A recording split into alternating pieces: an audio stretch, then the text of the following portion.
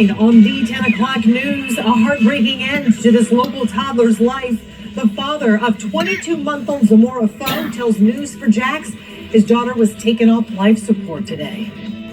Well, the first thought that went through my head when they told me like she wasn't gonna make it no more is no man's supposed to outlive his daughter, you know?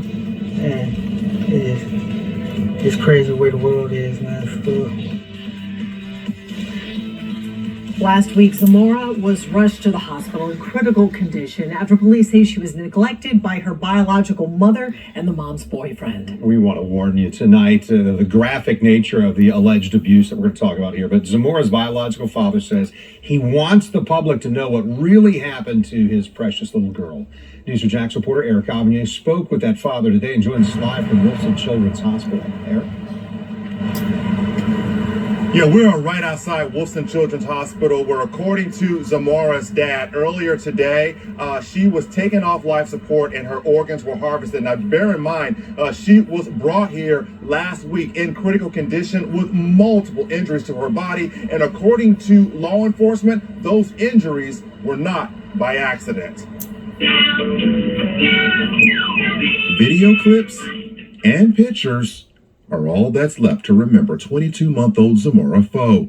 Her biological dad, who is now confined to a wheelchair following an accident, is left heartbroken and angry over her death. Today she was unplugged. She's gone. Officially, nothing's there. There's no air going, nothing. Last week, the toddler was rushed to Wilson Children's Hospital in critical condition.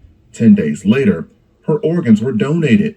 How she ended up here is a story so horrific that it led to the arrest of her biological mother, 20-year-old Zayla Goodwin, and her mother's boyfriend, 22-year-old Nathaniel Davis. Both remain in jail on charges of child neglect. Zamora's biological dad says he will never forget the moment when police told him that his daughter suffered broken bones throughout her entire body and head. I broke down, like the first time I heard about it. I broke down heavy. I didn't know how to function no more. I couldn't, I didn't know how to move no more. According to this heavily redacted arrest report, the child was injured inside her mother's home. The report states that Goodwin told police she was awakened by a commotion in the living room and then discovered her boyfriend performing CPR on her unresponsive daughter. After doctors at Wilson spoke to police about the child's injuries, the JSO homicide unit was notified, and that led to a search warrant being executed on the mother's home.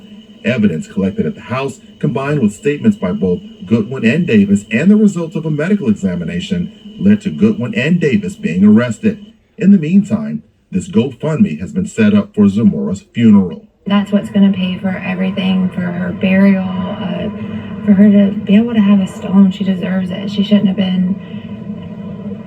It's murdered. She was brutally murdered.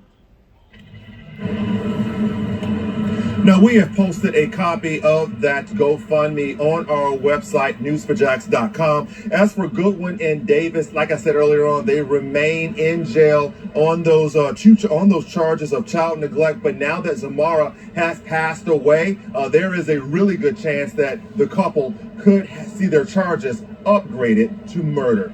Reporting live, Eric Avignon.